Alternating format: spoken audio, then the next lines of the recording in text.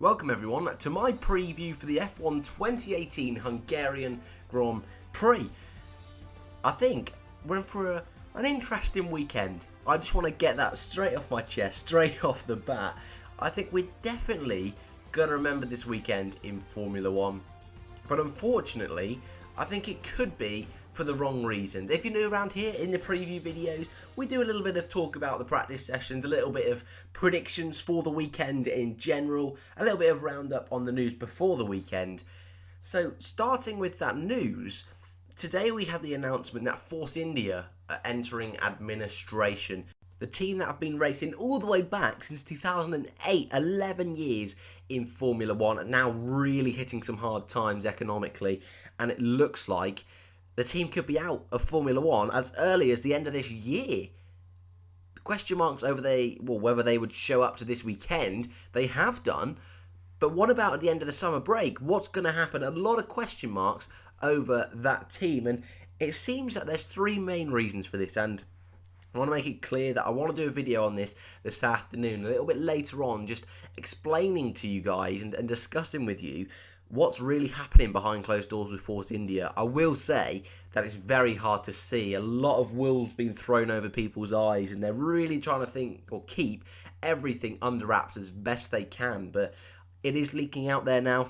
Problems are definitely there at Force India, and I'll just quickly go through the three main reasons that have been sort of scouted and touted for being the cause of those issues. The first being the sponsorships, more notably linked to Sergio Perez. A lot of media outlets going straight for Sergio, straight for him, having a go at him, saying he is the root cause of these problems. And we know that Sergio Perez brings a lot of sponsors with him, but usually that's money coming into the business. Now, obviously, like I said, a lot of things are being kept under wraps here, and even media outlets are being very, very careful what they say. They're sort of saying, Perez is causing all these issues for Force India, but no real reason why, no real substance. And so I think it's unfair to have a go at Sergio, but Rich Energy, big energy drinks company within the UK, they did try and buy out Force India at the beginning of the season. It didn't go through. They seem to be trying to go again. They're going through it right now, trying to buy them out once again. They are really having to go at Sergio Perez as well, and it looks like if they come in, Perez might be out. So it's really interesting to see, by the time we get to Spa, what this team are going to look like. Will it even be the same car, the same name, the same livery, the same driver lineup? It's big question marks over Force India. But Sergio Perez, whether it's wage demands, whether it's causes in his contract to do with podiums, perhaps bonuses for podiums, bonuses for outperforming his teammate, we don't know, but it's not looking good for Force India whatsoever. So that is one of the reasons. The second reason is Vijay Mallya. Vijay Mallya, the co-owner of the team, was former full owner but is now just co-owner, is going for a big legal battle due to a fraud case. Now, I don't really want to make too many comments about this, but I think a lot of the Formula 1 world would say he could be guilty, and he pleads he's not. And so you've got to give him a fair trial, and that's exactly what he's going through. But I think we all know as well, that costs money, and that costs a lot of money with international courts. What this means is Mallya is stuck in the UK. He's not allowed to leave, so he's not showed up to this weekend's Hungarian Grand Prix. And with the team in so much trouble as they are, money going out to court cases is not what they need, and that's a big source of monetary loss that Force India are currently going through. And I'm sure if they want to keep hold of the team, they're going to have to sort that out as quickly as they can. But at the same time, if Mallya is found guilty, then that could also have big repercussions, because that could easily involve fines, prison penalties, bail penalties, anything like that. So a lot of question marks over that whole court case. And the final reason, which I think is a really unfair reason to be sort of having a go and it's at Mercedes. Now, Mercedes supply engines with Force India, and it's the big reason, or one of the big reasons, why Force India have got to fourth in the Constructors for the past couple of seasons. Why they have looked like the team to take the fight to the top three compared to anyone else. And Mercedes, their engine has been superior over the past few years. I think this year different, for sure. Ferrari's right there with them, if not a little bit better. But Force India have come out and said one of the key reasons they've gone into administration is because they owe 10 million euros to Mercedes. And I don't see how that can be Mercedes' fault. If they want a Mercedes engine, they sign the contract, they sort out the deal, don't have a go at the Mercedes team. Mercedes are a business at the end of the day, but also it's given Force India the chance to get podiums to fight near the front. So I don't see how Mercedes have any sort of fault in this. The only reason I can see it being an issue is if they've agreed a date, say the end of the season they want their 10 million, and they're knocking on doors now. Maybe that could be an issue, but I do not see that being the case. Obviously, again, I'll just reiterate, we don't know.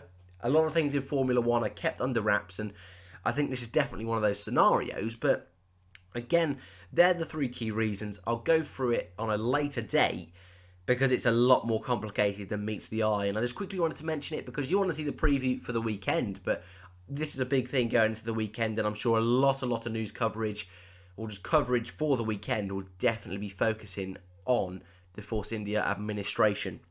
Let's move on to something a bit lighter then, something a little bit more cheery, and it's silly season, it's F1 transfers time, another topic I'm going to make a big in-depth video on because there's a lot of switches, a lot of changes going on in the world of Formula 1. Now, every team seems to be in talks, in links with someone, except the big three teams, Mercedes, Ferrari, Red Bull, all seem to be keeping their driver lineups. This, although it doesn't seem like it, causes a huge ricochet effect, huge ripple effect all the way down the grid from Haas, who are arguably the fourth best team, all the way down to Williams, the worst team currently at this stage of the season. Now, where to begin? I think it's only fair that we start off with Force India, who we've just been talking about for 5 minutes. Esteban Ocon seems like he's on his way out. He's on his way to Renault. Sergio Perez as well. Like I mentioned, a lot of question marks on whether he'll still be at Force India and if he'll have to find a drive somewhere else. He is looking for a move to Haas. I'm going to sort of just quickly go through this as quickly as I can. There's so much carnage going on. Grosjean is the big question mark at Haas. Has hit a bit of form fairly recently, but it's still a bit unclear on whether it's going to be form for a prolonged period of time or just a race here or there he's going to do well. So that's the big question mark for Haas. If Grosjean doesn't get a seat at Haas, I imagine he'll retire. I think that would be the right thing to do there. Or he could try and find a drive at the new Force India team if they're going to be named that. I think McLaren could question mark if he would be interested in joining them. And I only say McLaren, it's a good leeway to McLaren. Because both their drivers, I think, could be in real serious threat of leaving.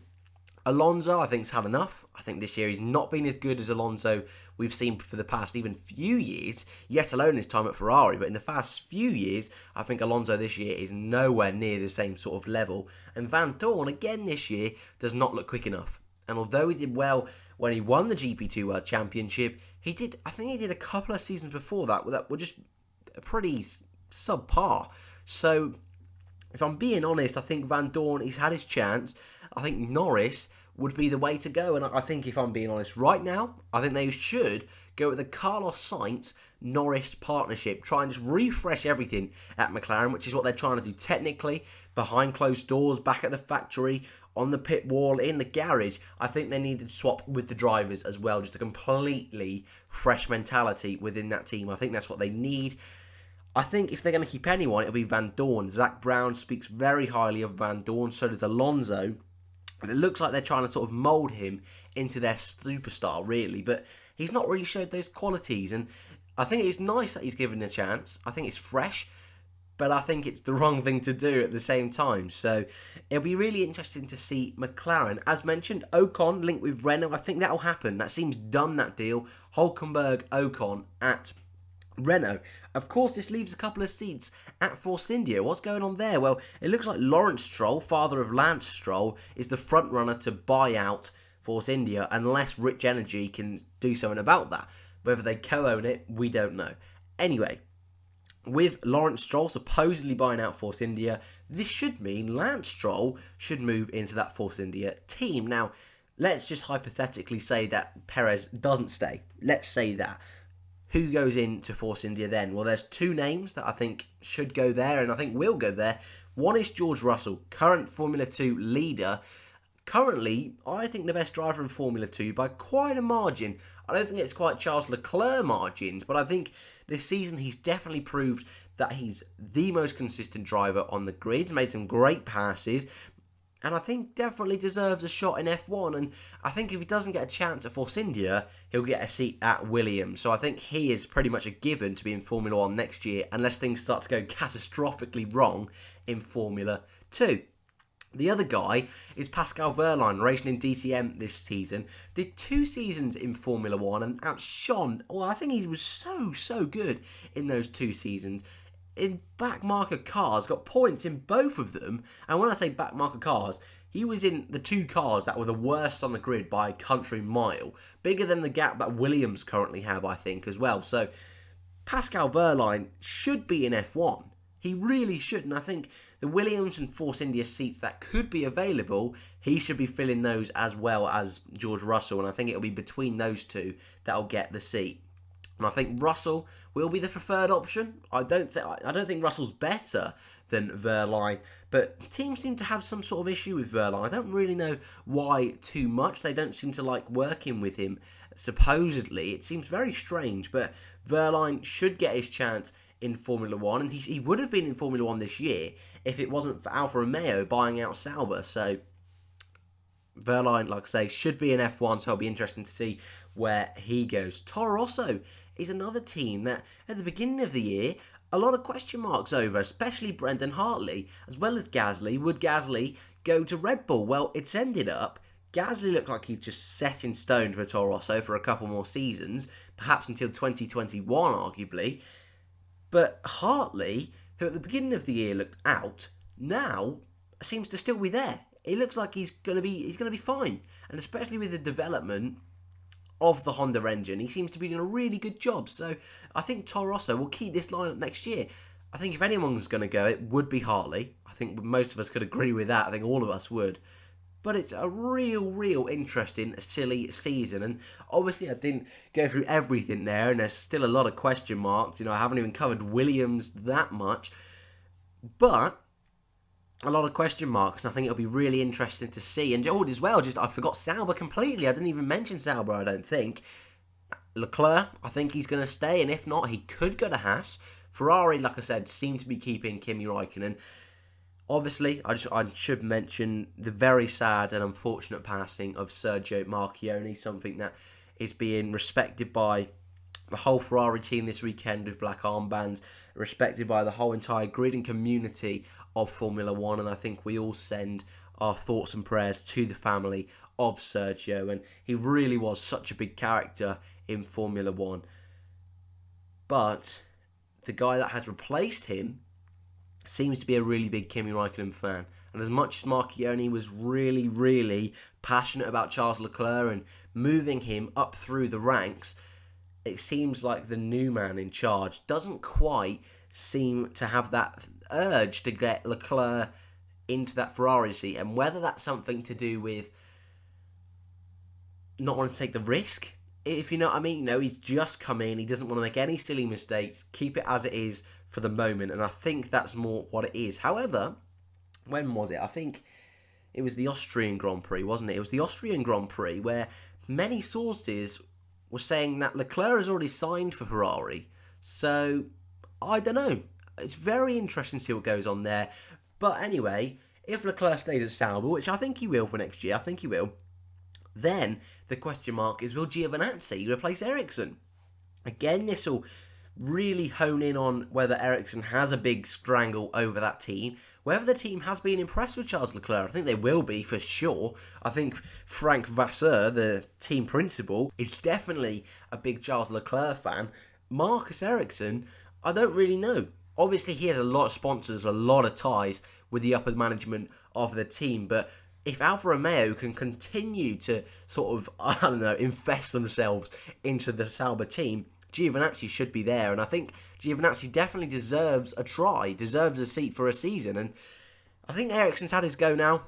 He's done well this year, but he's been in the better car. I think this is the best car he's ever driven in terms of pace and whereabouts on the grid, and so I think he's had his chance. He's been in F1, I think, since 2013, I want to say, which is a long time. He's one of the most experienced drivers on the grid and has never really been in a points challenging car like this one.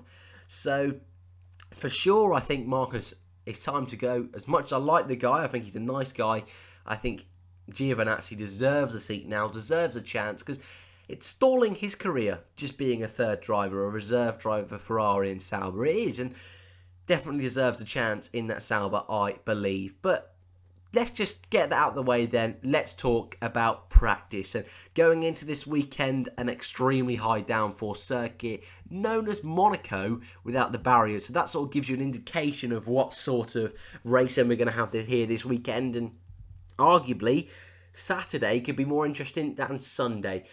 Anyway, FP1, Ricciardo on top. Just in front of Vettel and Verstappen, who are, well, Verstappen in third was 8 thousandths behind Ricciardo. So the top three, so close. Raikkonen was P4, 3 tenths behind Ricciardo. Then came the two Mercedes boys, Romain Grosjean in P7. The two Renault seemed to look the fourth best car, but Haas, with their engine upgrades this weekend, seem to be doing quite well on a high downforce circuit where usually they struggle a little bit, so this was nice to see. After the two Haas guys was Pierre Gasly in P11, Magnussen was in 10th, Pierre Gasly 11th, Fernando Alonso in P12, a track where McLaren have done really well recently, and they come here to this weekend with a chassis update, but still look quite far off the pace. Brendan Hartley P13, Lance Stroll P14, Ocon P15, the lead Force India going through all these troubles. I think it'll be a really difficult weekend for them. Stoffel Van Dorn P16, Sergio Perez P17, Antonio Giovinazzi was driving for Sauber in P18, P19 Sergei Sorokin, and final and last place with only 12 laps under his belt, Marcus Ericsson, who had a lot of troubles in first practice 1, which the times he's gone through, and second practice.